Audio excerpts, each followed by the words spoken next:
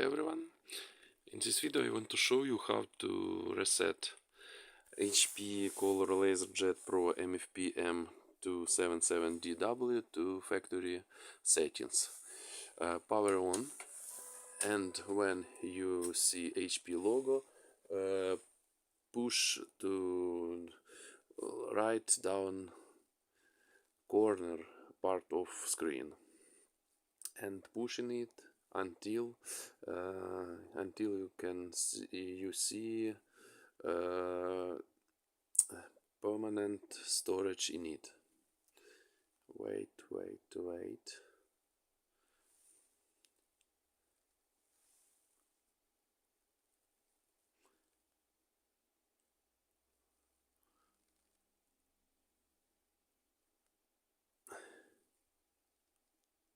When you see permanent storage init, you can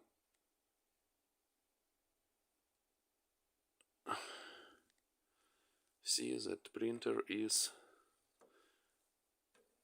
resetted to storage settings. If video was useful for you, please subscribe to my channel and like this video.